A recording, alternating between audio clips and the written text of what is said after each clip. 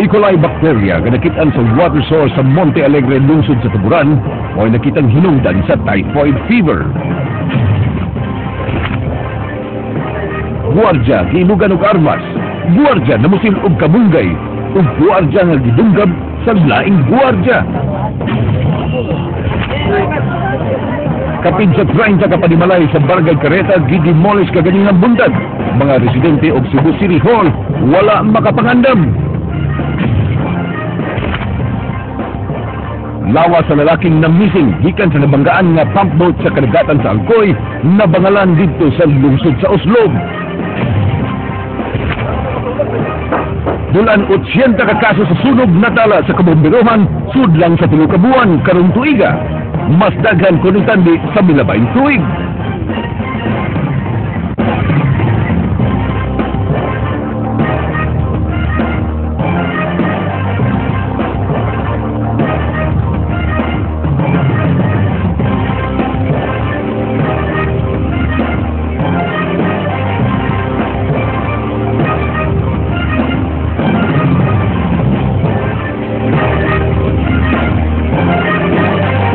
Mayo nga pong Sugbo, Kabisayan, ano ang labing labas ka mga balita, hatod ka ninyo sa kinatibukang pwersa sa News 5. Ako si Frank Balilong Jr. Ihatod na mo ang mas komprehensibong impormasyon. Ako si Georgia Herrera.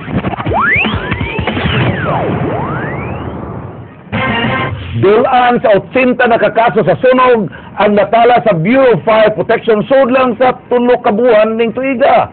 Ang danyos bukabat na sa 2 ka milyon ka pesos.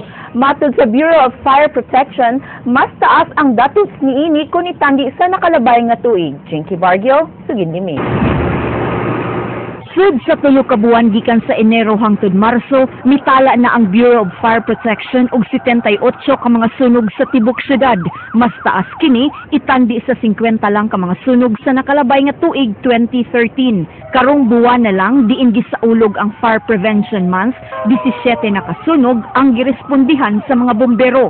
Sa tibok buwan sa Marso sa nakalabay nga tuig, napura ang insidente sa sunog nga natala sa ilang buhatan. Gipasabot sa officer in charge sa investigation section sa BFP nga ang kainit sa panahon ug ang pagkaugas sa palibot karong summer mao'y daling nakapaulbos sa kayo. Ang March, dili gyud mo ay pinakadaghan na sunog. Doon na sad tayo mga months nga daghan sad ang sunog. Pero sa March good nagsugod lang atong summer. Munang dry kayo ang atong palibot. Kasagaran, nagid may tabo ang sunog basta dry na kayo. Gumikan sa naglagiti nga kainit sa panahon susama ini karon giauhag sa Bureau of Fire Protection ng publiko nga kanunay magpondo og tubig aron dunay magamit panahon sa emerhensiya sama sa sunog ug aron dunay usab sila'y magamit pagpakgang sa pagkatap sa kayo. Mahibaw ninyo nga gamay pa ang kayo. Mas mahigid nga excited ginato pag stress. Ato siya suwayan pagpaong. Di na gay mada. Nawag ka sa atong mga silinan, masawag kita sa atong fire department.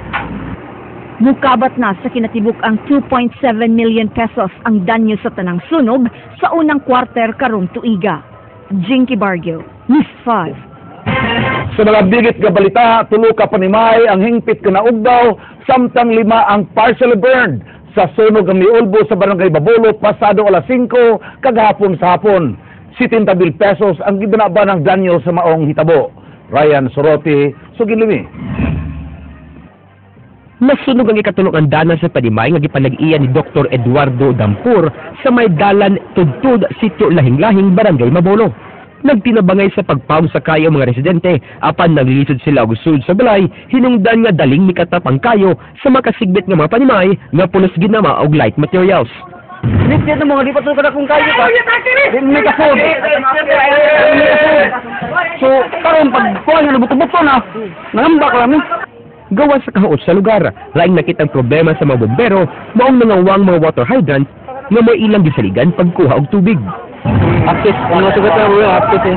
Kasi sa interior portion eh. Nayagyanan na atong mga fire truck. So na, game mo na ko. Nagsupisun-pay tayo doon din eh. At natagparil mga atok. Pasado alas 8 na sa gabi, gideklarang fire out ang sunog. Makabalik ra og tugod sa ilang mga balay ang mga nasunugan, kay ilang man ang luna. Apan girekomendar ni DC Mayor Edgar Labella ang reblocking sa lugar. Di man ni ma-reblock kay private naman ni ila naman yun eh. Ibahin-bahin naman eh. Dili man ni ingon nga squatter nga rin. Ibahin na yun eh. Pero mag-propose sa City Hall ba para sa safety sa mga membro sa asosasyon? Ila na sa asosasyon, ila na pag-vote. Ha? Of course, i-consider na ko nga akong i-recommendar nga tos mayor.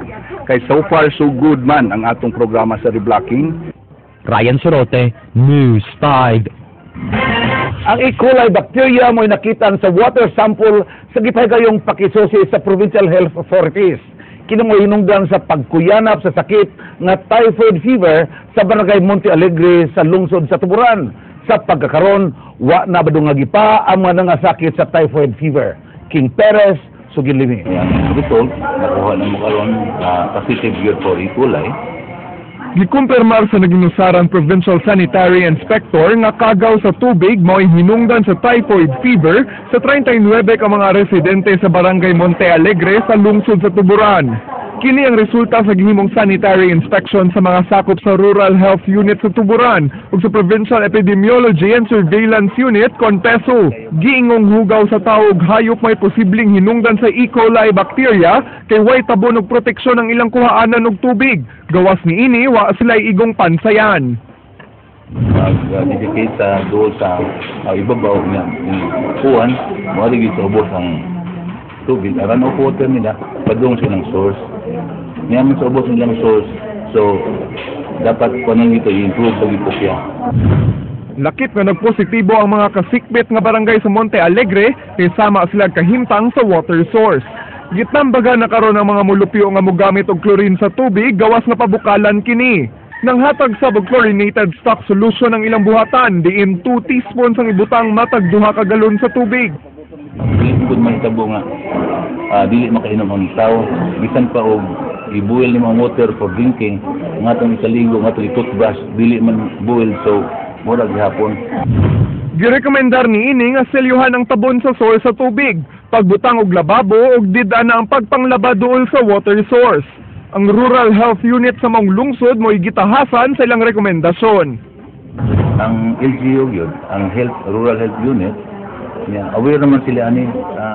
King Perez, News 5. Nakita na ang patayng lawas sa namising nga lalaki human mabanggai ang ilang gisakyang pump boat ni adtong Sabado.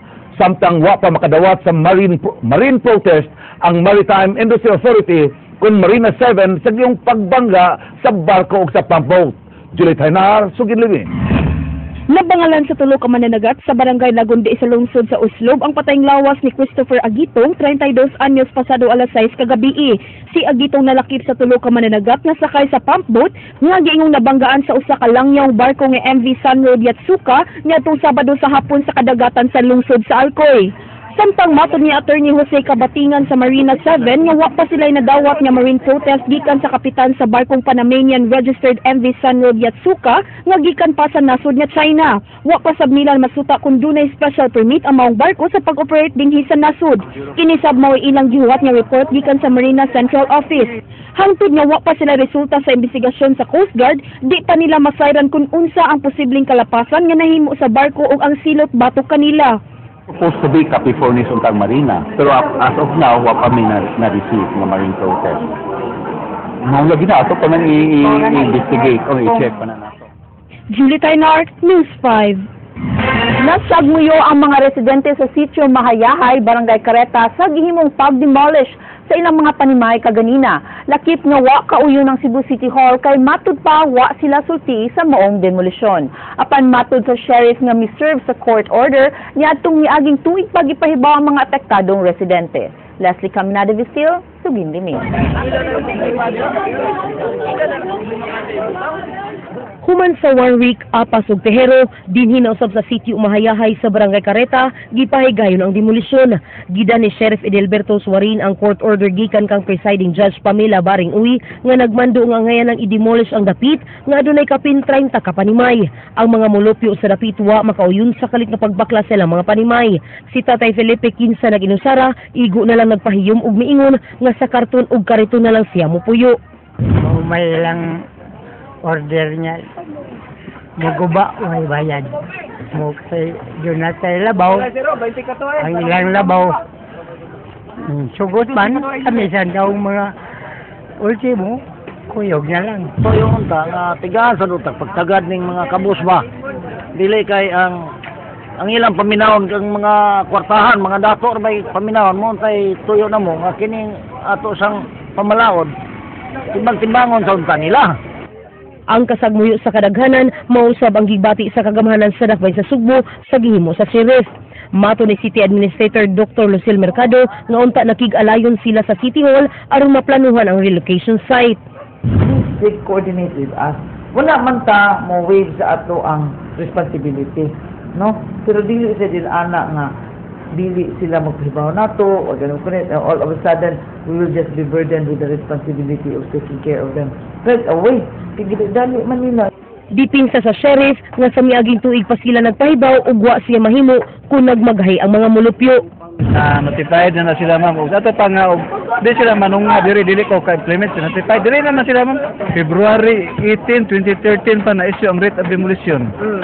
So unsa na? Kapin na sa tuig as ka sila gihat. Ang korte as gihatag nga panahon nila. Nasayran nga ang 850 square meters nga luna gipanag-iyas usa ka George Jimenez. Leslie Camina de Vistillo, News 5. Gipahunong sa Task Force Kalikasan sa Lapu-Lapu City ang gihimong pagkaut sa yuta sa usa ka pamilya sa sitio Kambyuhan sa Barangay Marigondon gumikan sa pagtuo nga sila nag-treasure hunting. Giduaw kagahapon sa Task Force Kalikasan kining luna nga gingong gikaut sa mga residente. Apan way bisan usa ang miatubang sa news team aron moangkon kung kinsay tag-iya ug aron paghatag katin-awan sa hitabo.